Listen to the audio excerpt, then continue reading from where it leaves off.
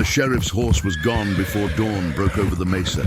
He stood in the empty stall, looking at fresh hoofprints in the dirt, at the rope cut clean through, at the gate swinging open in the wind.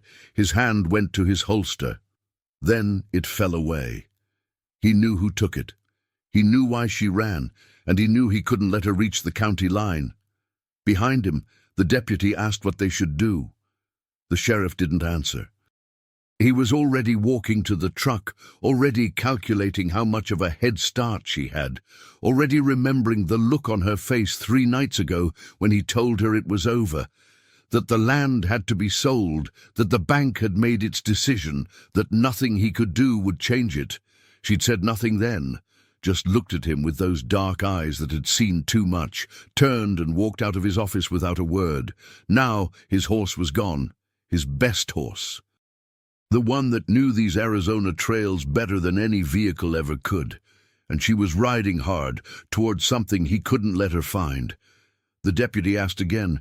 "Get the rifles," the sheriff said quietly, "and pray we catch her before she gets there." Her name was Catherine Mercer, but no one had called her that in 7 years, not since the funeral, not since they lowered her husband into ground so hard the shovels rang like bells against stone. After that day, she was just the widow. The woman on the edge of town, the one who lived in that old ranch house where the paint had peeled down to bare wood and the windmill creaked all night like something dying.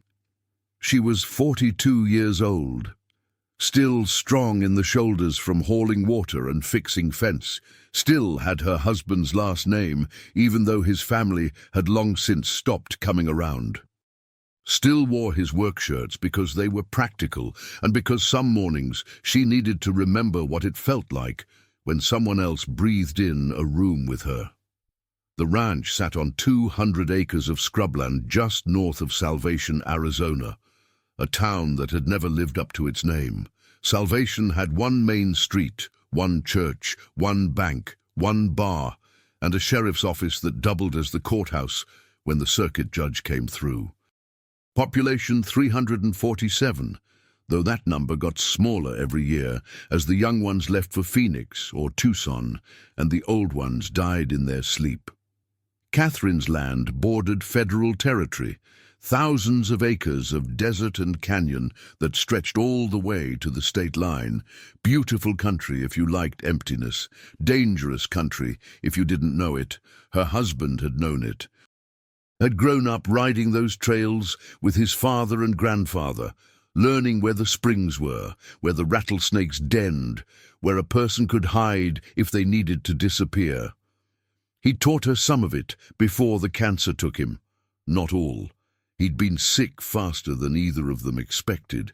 By the end, he couldn't ride anymore, could barely walk. But he'd made her promise something. Sitting on the porch in that last good week, when the morphine still let him talk, he'd gripped her hand and told her about a place. A canyon with red walls and a spring that ran year-round. Said if things ever got bad, if the bank came, if the government came, if anyone tried to take what was theirs, she should ride there, hide there, wait there, she'd promised. Not because she believed she'd ever need to, but because dying men deserve their promises kept. 7 years she'd kept that ranch running on her own. 7 years of drought and debt, of cattle prices dropping and water bills rising, of watching her savings disappear into the same hole her husband had. The bank had been patient at first, then understanding, then cold, then final. 3 days ago the foreclosure notice came, 30 days to vacate. The land would be sold at auction. The new owners, a development company from Scottsdale, already had plans drawn up. Golf course and luxury homes, swimming pools in the desert, paradise for people who'd never felt what real sun could do to skin. She'd driven into town that afternoon, walked into the sheriff's office without knocking. Sheriff Marcus Hayes had known her husband, had gone to school with him, had stood at the funeral with his hat in his hands and told her if she ever needed anything at all, he'd be there. She asked him if there was any way to stop it, any legal channel, any loophole, any mercy. He'd looked at her for a long time before answering. Then he'd said the word that ended everything. No, the bank owned the paper. The company owned the politicians. The law was on their side.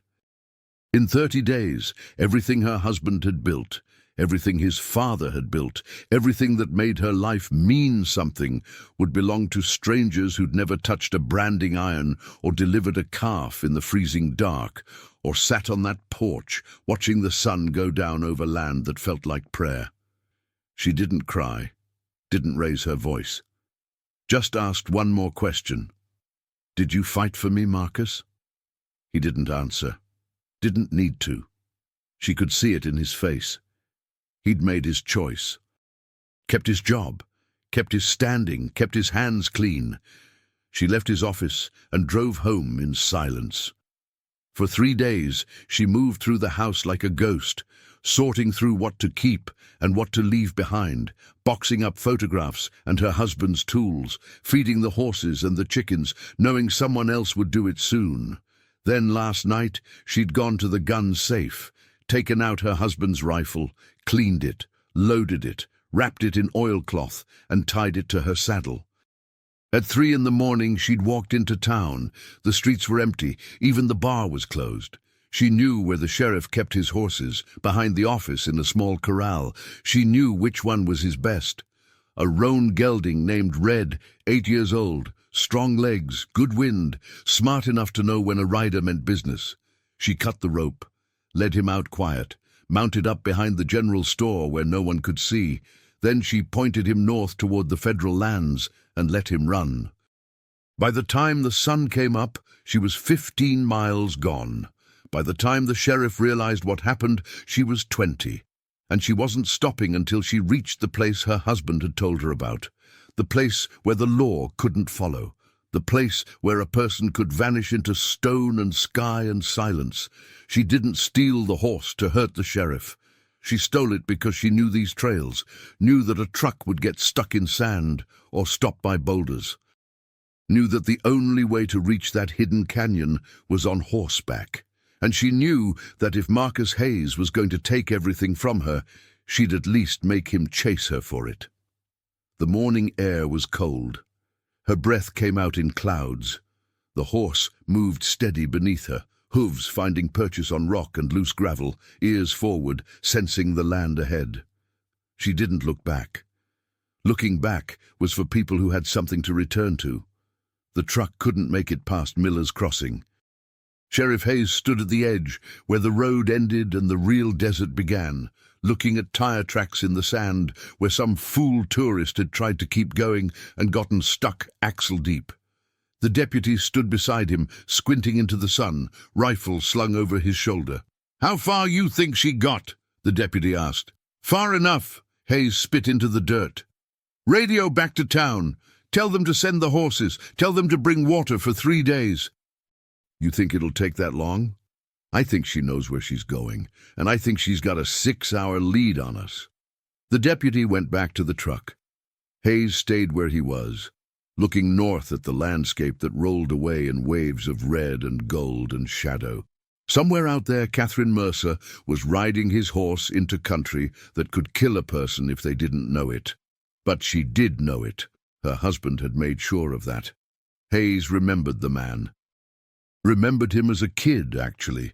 Wild and sun-dark and always grinning, always getting into some kind of trouble that never quite crossed the line into serious. Grew up to be the kind of man who could gentle a horse with a whisper or track a lost calf through a thunderstorm, the kind who made the land look easy when it was anything but. When the cancer came, it came fast. 6 months from diagnosis to grave. Hayes had visited near the end. Sat on that porch and talked about nothing because there wasn't anything to say that mattered. Catherine had been inside, cooking something that her husband wouldn't be able to eat, doing the only thing she could do to keep moving forward. The man had looked at Hayes then and said something that stuck. "You'll look after her, won't you? When I'm gone." Hayes had promised. Meant it too. But promises got complicated when the bank called, when the mayor called. When the development company's lawyers started showing up at town council meetings with briefcases full of money and plans that could put Salvation back on the map. He'd told himself he'd done what he could, made phone calls, filed paperwork, but he hadn't fought, not really, because fighting meant losing his job, and losing his job meant losing the only thing that gave him purpose after his own wife had left him 3 years back. Now Catherine had stolen his horse and was riding hard towards something he couldn't let her reach, not because of the law, not because of the bank, but because of what was hidden out there in that canyon country, what the company didn't know about yet, what would make everything worse if it came to light. The horses arrived 2 hours later, 3 of them brought from a ranch just outside town. Not as good as Red, but they'd have to do. Hayes mounted up, checked his rifle, made sure the canteens were full. The deputy did the same. A third man came with them, Billy Jensen, a tracker who knew the country almost as well as Catherine's husband had. They headed north at a trot, following hoofprints in the dust, following a woman who'd already lost everything except the promise she'd made to a dying man. Catherine stopped at noon to let the horse drink from a seep in the rocks. Her hands were steady as she dismaged and loosened the saddle, let Red breathe. She ate jerky and hardtack from her saddlebag, drank sparingly from her own canteen. The sun was high and mean, no shade except what the rocks threw, no sound except wind. She thought about Marcus, about how he'd looked at her in his office with something like shame in his eyes, but not enough shame to change anything. Men like him were good at apologies, good at saying they wished things were different. Not good at making them different. Her husband had been different. When something was wrong, he fixed it. When someone needed help, he helped. When he made a promise, he kept it. That's why she was out here now, following his last instructions, trusting that he'd known what he was talking about, even if she hadn't understood it then. The canyon he'd described was another 20 miles north, past the old copper mine, past the place where the Apache used to camp, past where most people ever went. He'd said she'd know it when she saw it, red walls like cathedral stone, a spring coming out of a crack in the earth, and a cave big enough to hide in for months if needed. He'd also said there was something else there, something important, something that would change everything if the right people knew about it. He'd been vague, probably because the morphine was getting to him, probably because he was more focused on making sure she knew how to survive than on explaining details. But she remembered his words. If they come for you, Catherine, you ride there, you wait there, and you trust that what I found will save you. She didn't know what he'd found, didn't much care. She wasn't riding out here to be saved. She was riding out here because it was the only place left that was still hers, the only piece of earth where the bank and the company and all the people who'd given up on her couldn't reach. She mounted up again. Red snorted and shook his head, ready to move. Good horse. She understood why Marcus loved him. Strong and smart and willing, the kind that would carry you through hell if you asked. She patted his neck once, then pointed him north and let him choose his pace. They found her first camp at dusk. Hayes dismounted and knelt by the cold fire ring, touching ash with his fingers, still warm. She'd been here maybe 3 hours ago, moving steady, not pushing too hard, conserving the horse's strength for the long haul. Billy Jensen studied the hoofprints, following them with his eyes to where they disappeared into a narrow canyon. "She's headed for the high country," he said. "The old Apache trails. She knows those?" "Her husband did. Looks like he taught her." The deputy sat on his horse, looking uncomfortable. "Sheriff, what exactly are we doing out here? Woman stole a horse. Okay. But she's also facing foreclosure. She's desperate. Maybe we should just let her go. Let her cool off. She'll come back when she's ready." Hayes didn't answer right away. He stood up, looking at the canyon mouth where twilight was already gathering. Finally, he said, "She's headed for Sullivan Canyon. You know what's there?" "Water," Billy said. "Good shelter." And uranium. The word hung in the air. The deputy blinked. What? Tom Mercer found it 7 years ago, just before he got sick. Didn't tell anyone except Catherine and me. Said he needed time to think about what to do with it. Whether to report it or keep quiet. Hayes took off his hat and ran a hand through his hair. He never got that time. Cancer took him before he made up his mind. Jesus, the deputy whispered. How much? Enough to make her land worth millions. Enough to make the development company's plans look like pocket change. Enough to start a goddamn war if the wrong people find out. Billy Jensen's face had gone hard. And the company? They know. Not yet. But they will. They've got geologists coming next month to survey the area. Once they find it, they'll tie it up in court for decades. Catherine won't see a dime, neither will anyone else in Salvation. It'll all go to lawyers and corporations and politicians. So what do we do? Hayes looked at the canyon again, at the darkness gathering there, at the path Catherine had taken into country that could swallow them all if they weren't careful. We bring her back, he said quietly. Before she does something we can't fix. Like what? Like blow that canyon to hell so nobody can have it. Catherine made camp under an overhang just as the stars came out. She unsaddled Red, rubbed him down with handfuls of dry grass, hobbled him where he could reach some scrub, built a small fire for warmth, not for light, ate more jerky, thought about the house she'd never see again. The photographs were probably still on the mantel, her wedding picture. The one of her husband holding up that first big steer at auction. The one of his parents standing in front of the ranch house when it was new and white and full of hope. She wondered who would find them, if they'd throw them away or keep them as curiosities, if they'd wonder who these people were, these ghosts who'd lived and loved and worked themselves into dust trying to hold on to something that the world had already decided didn't matter. Her husband had told her about the uranium on a morphine-clear morning 2 weeks before he died, said he'd found it while tracking a lost cow, noticed the rocks were different, took samples, had them tested quietly by a friend in Flagstaff. The results came back positive for high-grade ore, enough to be worth serious money. He'd been excited at first, thought it meant they'd be okay, that the ranch would survive, that all the debt and struggle would be worth something. Then he started thinking about what mining would do to the land, about what companies would do to get it, about what it would cost to win versus what it would cost to lose. Maybe we don't tell anyone, he'd said, holding her hand. Maybe we let it stay hidden, let the land be land instead of something to fight over.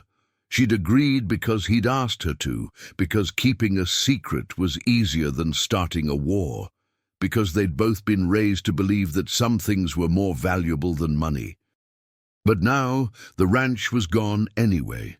The land would be torn up for swimming pools and tennis courts, and the uranium would eventually be found by people who'd never think twice about what they were destroying. Her husband had made her promise to go to the canyon if things got bad, but he'd also told her something else. There's dynamite in the cave, from the old mining days. If it comes down to it, Catherine, if there's no other way, you can bring the whole canyon down, seal it off. Make sure nobody profits from our loss. At the time she'd thought he was delirious. Now she understood. He'd given her a choice. Save herself or save the land from being violated.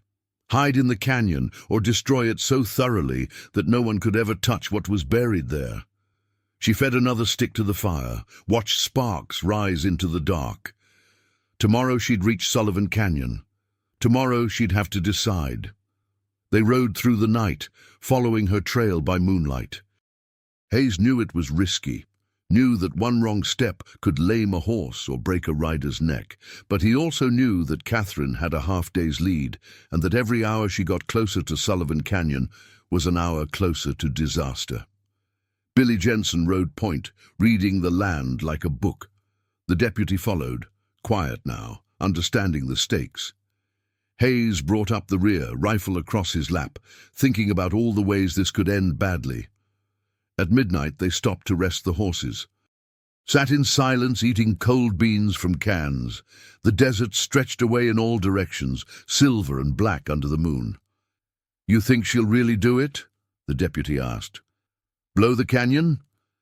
"I think she's got nothing left to lose," Hayes said, "which makes her more dangerous than any criminal I've ever chased.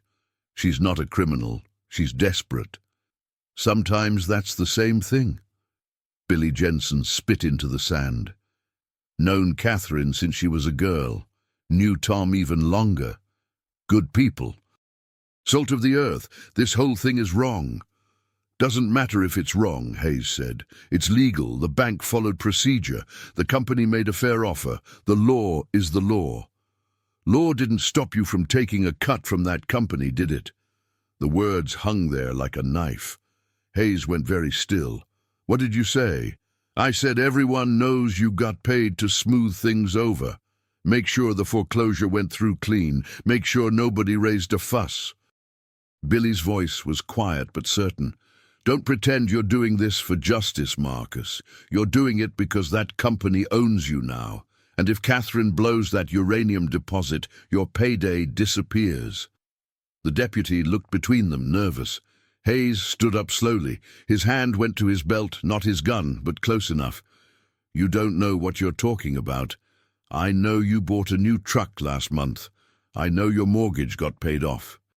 I know you didn't have that kind of money before the company came to town. Careful, Billy, or what? You going to arrest me for telling the truth? You going to shoot me like you might have to shoot Catherine if she doesn't come quiet?" "Nobody's shooting anybody." "Then what are we doing out here? Why are we chasing a widow into the desert instead of letting her grieve in peace?" Hayes didn't answer. Couldn't answer. Because Billy was right about most of it.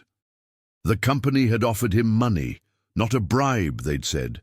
Consulting fee, for helping navigate the local politics, for making sure things went smooth. He'd taken it, told himself it wasn't wrong because he was going to do his job either way, told himself Catherine would lose the ranch regardless of what he did or didn't do, told himself that $30,000 could fix his own problems without hurting anyone else.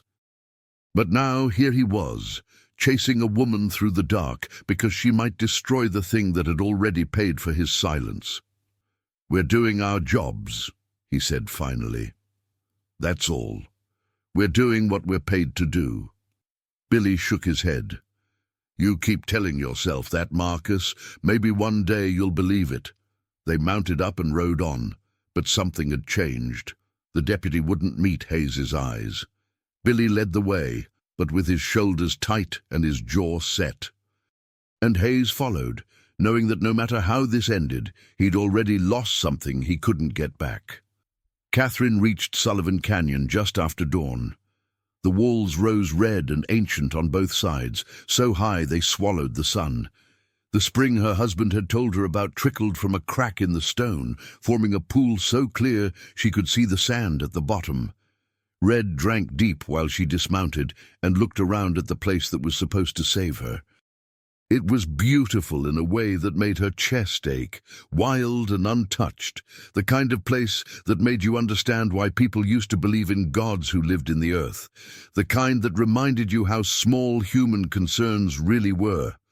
She found the cave halfway up the north wall, just where Tom had said it would be, climbed to it carefully, pulling herself up on rocks worn smooth by centuries of wind and water. The entrance was narrow, barely wide enough for a person to squeeze through. But inside it opened up into a space the size of her kitchen, and there, in the back, covered with a tarp and stacked like firewood, was the dynamite. 20 sticks, maybe 25, old but still good if stored right, enough to bring down the canyon walls and bury the uranium deposit under 1,000 tons of rock, enough to make sure no company ever profited from her husband's discovery. She sat down on the cave floor, breathing hard, not from the climb. From the weight of what she was about to decide. If she did this, she'd be destroying something valuable, something that could have made her rich, something that could have saved the ranch. But the ranch was already gone, and the money would never reach her anyway. The lawyers would tie it up. The company would find a way to claim it. She'd be lucky to get enough for a bus ticket to Phoenix and a motel room while she figured out what came next. But if she brought down the canyon, she'd rob them all. The company, the bank, Marcus Hayes and his consulting fee. Every person who'd looked at her land and seen dollar signs instead of history. She'd also be robbing the future. Whatever good that uranium could do, power plants, medicine, research, would be locked away under stone forever. Her husband had wrestled with that. She could see it now, the way he'd talked about the land versus the legacy. About what they owed to themselves versus what they owed to the world. He'd left the choice to her, trusted her to know what was right. She pulled the tarp off the dynamite, checked the fuses, found matches in a tin box. Her hands were steady. Her mind was clear. If this was the last decision she'd ever make as the owner of Mercer Land, she'd make it count. They reached the canyon mouth an hour later. Hayes saw Red first, standing hobbled near the spring. Then he saw the tracks leading to the cave. His gut went cold. "She's up there," Billy said, pointing. "With the dynamite?" Hayes finished. They dismounted fast, left the horses ground-tied. Hayes checked his rifle, made sure a round was chambered. The deputy did the same. Billy stood back, hands on his hips, looking up at the cave entrance like he was trying to see through stone. "You going up after her?" he asked. "I have to. She might blow it with you inside. Then I'll have to talk fast." Hayes started climbing. The rock was hot under his hands, rough enough to give good grip. He moved carefully, aware that one slip would send him tumbling 30 feet onto hard ground. Behind him, the deputy called out, asking if he needed help. He didn't answer. This was something he had to do alone. When he reached the cave entrance, he stopped, called her name. "Catherine, it's Marcus. I'm coming in. Don't do anything stupid." Her voice came from inside, calm and tired. "Too late for that. I stole your horse, remember? You can give him back. We can work this out." "There's nothing to work out. The bank took the land. You let them. Now I'm taking what's mine before anyone else can." He squeezed through the entrance, stood in the dim cave light, letting his eyes adjust. She was sitting against the far wall, dynamite sticks arranged in front of her like offerings. She held a match in one hand, the box in the other. "Don't," he said quietly. "Why not? Give me one good reason why I shouldn't burn it all down." "Because once it's done, you can't take it back." "I don't want to take it back. I want it gone. I want every greedy son of a bitch who profited off my loss to know they'll never see a dime from this canyon. I want the land to win for once, instead of the people who treat it like dirt." Hayes took a step closer, slowly, hands visible. "Tom wouldn't want this." "Don't you dare," she said, and her voice went sharp. "Don't you use his name. You didn't know what he wanted. You barely visited when he was dying. You promised to look after me, and then you let them take everything." "I did what I could."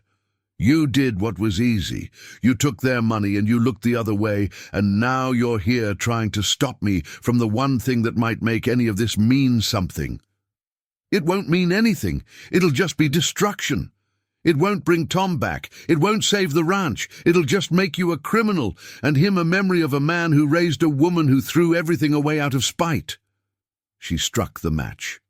The flare lit her face, made her eyes shine. Made her look like something biblical and terrible and done with mercy. "You took their money?" she asked quietly. Hayes said nothing. "Answer me, Marcus. Did you take money from that company?" He wanted to lie, wanted to make up something that sounded noble or necessary, or at least not as filthy as the truth. But he was tired of lying, tired of pretending he was anything other than what he'd become. "Yes," he said. She nodded slowly. The match burned down toward her fingers. "Then you're going to stand there and watch me do this. You're going to go back and tell them that Catherine Mercer chose her husband's land over their profits, and you're going to live with knowing you could have stopped it if you'd been a better man." "Catherine, get out. Please, get out." He didn't move. Couldn't. because something had broken inside him, something that had been cracking for months, maybe years, finally gave way. He sank down onto his knees on the cave floor, rifle forgotten, hands empty. "You're right," he said, "about all of it. I took their money. I let them take your land. I stopped fighting because it was easier than standing up. I became exactly the kind of man I swore I'd never be." He looked up at her, at the match still burning in her hand. "But blowing this canyon won't change that. It'll just make both of us destroyers instead of one of us being a coward and the other being brave." "I'm not brave, I'm desperate."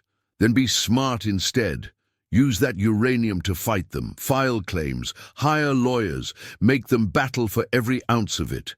Make it cost them more than they ever imagined. That's what Tom would want, not destruction. Justice." The match burned down. She shook it out just before it reached her fingers. The cave went darker. For a long moment, neither of them moved.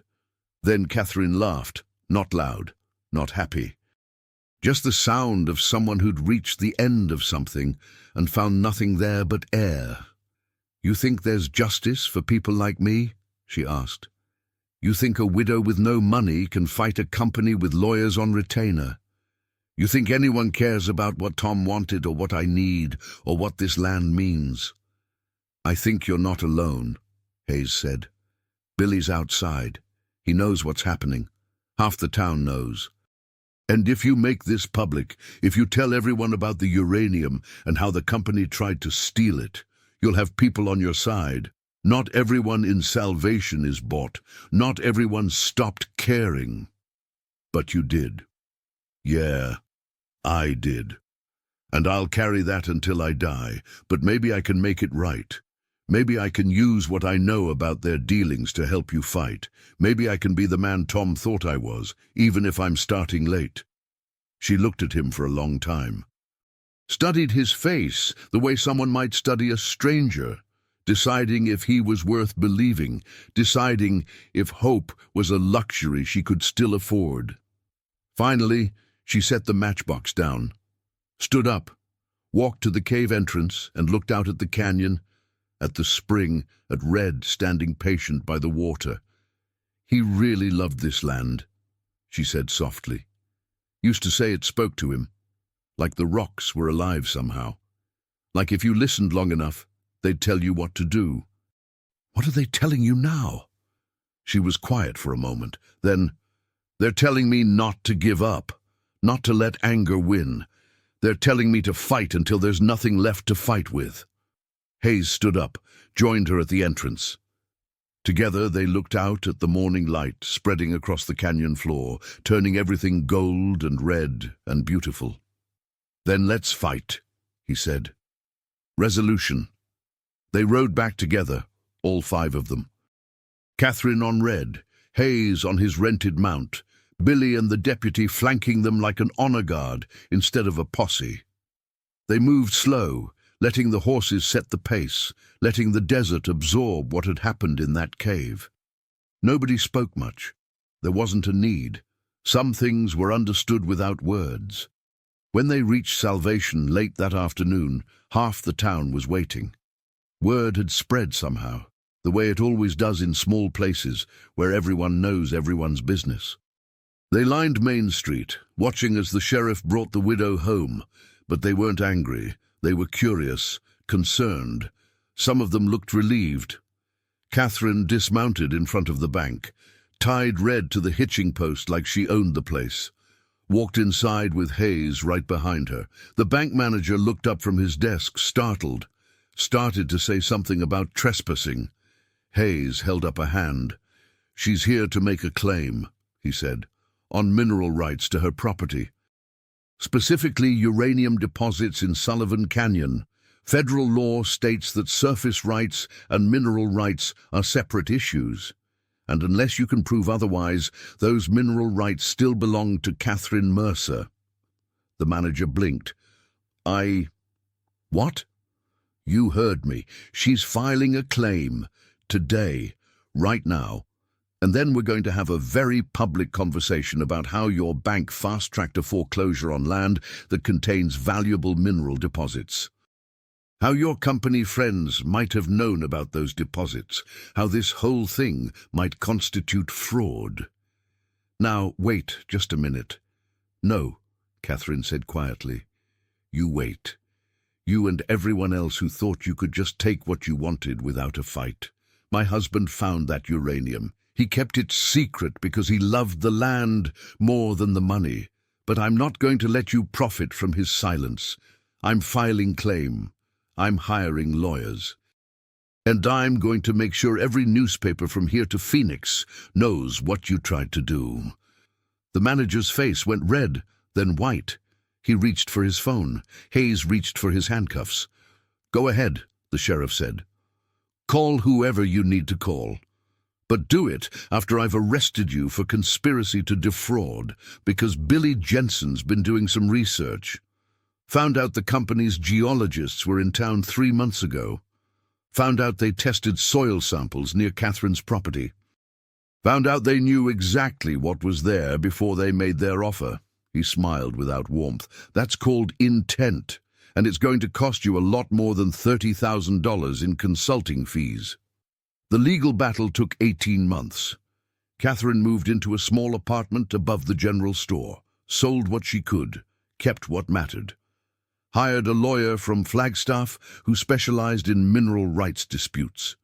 The lawyer was expensive, but he was good, and he was angry. Angry at companies who thought they could roll over small-town people, angry at banks who rubber-stamped foreclosures without due diligence, angry enough to take the case on contingency because he believed it mattered. The company fought hard, filed motion after motion, brought in experts, tried to settle, tried to intimidate, tried everything except admitting they'd done wrong. But Catherine didn't fold, didn't disappear, didn't let them grind her down. She showed up to every hearing, answered every question, let the lawyers do their work while she did hers, which was reminding everyone what this was really about. Not money, not mining rights, but whether a person's word and a person's land meant anything in a world that measured worth in dollars. The town rallied, not everyone. Some people sided with the company, seeing jobs and progress and development. But enough sided with Catherine that it mattered. They held fundraisers. They packed courtrooms. They made noise. Hayes testified on her behalf, admitted what he'd taken, returned it publicly, resigned as sheriff. The company tried to press charges against him for theft or corruption or anything that might discredit his testimony, but the statute of limitations had passed and his confession had been voluntary. He'd played it smart, played it honest, played it like a man trying to make amends even though amends would never be enough. He took a job working for Billy Jensen, doing ranch work for half what he'd made as sheriff, lived in a trailer on Billy's property, kept his head down, tried to remember what it felt like to earn respect instead of buying it. Catherine sold the mineral rights for $4 million. She could have gotten more, her lawyer said, could have held out, but she didn't want more. She wanted enough to buy back her land, enough to pay off the debts, enough to rebuild the ranch the way Tom had imagined it, not as a business, as a sanctuary, a place where the land mattered more than the profit. She gave $100,000 to Billy Jensen for being the first to speak up when it mattered. She gave $50,000 to the lawyer as a bonus on top of his contingency. She gave $20,000 to the town school because the kids deserved better than what they had. And she kept the rest, not in stocks or investments, in land, in water rights. In the slow, patient work of restoration, 3 years later, on a morning when the sky was so blue it hurt to look at, Catherine stood on her porch with coffee in hand and watched the sun come up over land that was hers again. The paint was fresh. The windmill was silent because she'd fixed it. The horses were healthy. The cattle were few but strong. The house smelled like coffee and juniper smoke, and the particular kind of quiet that came from being exactly where you belonged. Red was in the corral, older now but still good. She'd tried to give him back to Hayes, but Hayes had said the horse had chosen his rider. So Red stayed. Lived out his days in a place where he could run when he wanted and rest when he was tired. Hayes never visited, kept his distance. Some wounds were too deep to heal with proximity, but she heard about him. Heard he was doing okay. Heard he'd stopped drinking. Heard he'd started going to church, which surprised everyone because he'd never been the religious type. Billy said Hayes was trying to find a way to live with himself. Said it was hard work, maybe harder than anything else he'd ever done. Said some men spent their whole lives running from guilt and others spent their whole lives walking toward forgiveness. Catherine didn't know which kind Hayes was. Didn't know if it mattered. What mattered was that he'd stood with her when it counted. Not before, not the way Tom would have, but when the moment came, when she'd been ready to destroy everything rather than let it be stolen, he'd chosen truth over convenience. That was something. Maybe not redemption, but something. She finished her coffee, set the cup on the porch rail, walked out to the barn where her husband's old saddle hung on a peg. She ran her hand over the leather worn smooth by years of use, closed her eyes and remembered him. Not the way he'd looked at the end, grey and thin and fading, but the way he'd looked on their wedding day, young and sunburned and grinning, full of hope and plans and love for her and this land and everything they were going to build together. "I kept the promise," she whispered. "I fought and I won." The barn was quiet. But in that quiet, she felt something shift. Some weight she'd been carrying lifted, not gone, just lighter, manageable. The kind of grief that would always be there but didn't have to crush her anymore. She saddled Red, rode out towards Sullivan Canyon, not to check on the uranium. The company was mining it now under contract, paying her royalties that would keep the ranch running for generations. But to see the spring, to stand in that red stone cathedral and remember what it felt like to choose courage over surrender. The canyon walls rose around her. The spring trickled. The sky stretched overhead like a promise that the world was bigger than any one person's pain. She dismounted, knelt by the water, drank from her cupped hands. It tasted like stone and minerals, and the deep, cold places where water was born. It tasted like survival, like home. She stayed there until the sun reached noon. Then she rode back to the ranch, back to the work, back to the life she'd fought so hard to keep. And somewhere behind her, in the shadows of Sullivan Canyon, the land remembered the woman who'd loved it enough to almost destroy it, remembered the promise kept, remembered that some things, some people, some places were worth more than anything money could buy. The widow had stolen a horse and started a chase, but what she'd really stolen was her life back, and what she'd chased was justice.